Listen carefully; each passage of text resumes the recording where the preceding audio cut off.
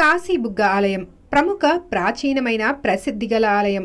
హైదరాబాద్లోని కిషన్ బాగ్లో మూసీ నది తీరాన నెలకొన్న ఈ శివాలయం 1822లో నిర్మించబడింది. ఈ ఆలయంలో శివలింగం భూగర్భంలో నెలకొంది. ఈ ఆలయానికి ఎంతో ప్రత్యేకత ఉంది.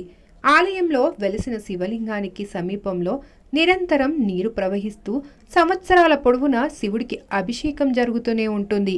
ప్రతిరోజు సంవత్సరాల పొడవునా రోజు ఒకే విధంగా ధార సాగుతుంది. కొద్దిగా ఎక్కువ తక్కువ అంటూ ఉండదు. ఇది ఎలా సాధ్యమని ఎవరికీ తెలియదు.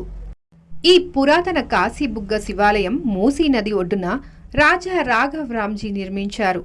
ఈ ఆలయం ఇతర హిందూ దేవాలయాల మాదిరిగా కాకుండా బయట నుండి ఇంటి రూపంలో నిర్మించబడి ఉంటుంది. ఆ పరమేశ్వరుడి శివలింగం భూగర్భంలో ప్రతిష్ఠించారు. దీనికి కారణం అప్పట్లో దేవాలయాలను ధ్వంసం చేస్తున్న మొఘల్ ఆక్రమణదారుల నుండి ఆలయాన్ని రక్షించడమే అని అంటారు. శైవం వైష్ణవం విరజిల్లే క్షేత్ర నిర్మాణంలో అప్పటి ఇంజనీరింగ్ చాతుర్యాన్ని చాటింది.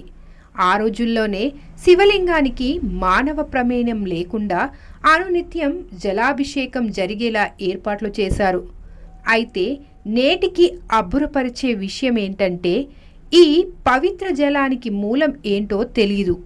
దీనిని కాశీ జలమని నమ్ముతారు. ఎన్నో ఔషధ గుణాలు గల ఈ నీటిని సేవిస్తే పలు ఆరోగ్య సమస్యలతో పాటు ప్రాణాంతక రోగాలు సైతం నయమవుతాయని భక్తుల విశ్వాసం. రోజు తెల్లవారుజామునే మొట్టమొదటిగా నాగుపాములు ఆలయంలోకి చేరి భూగర్భగుడిలో ఉన్న శివుడికి అభిషేకం చేస్తాయని అక్కడ భక్తులు చెబుతూ ఉంటారు.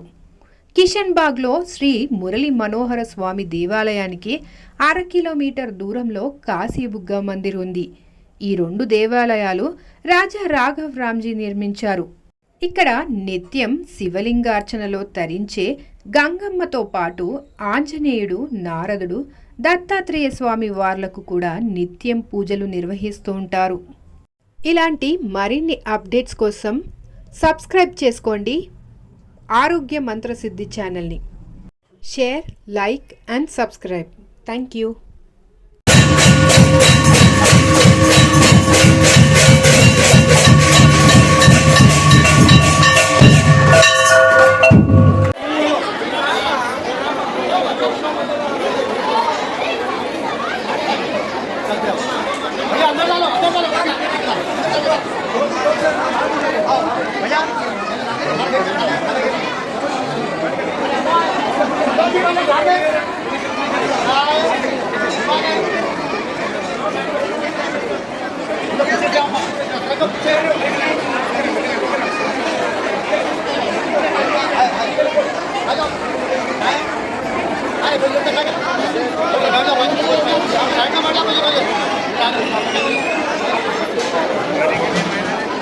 గుడికాడ పనికి వస్తుంది.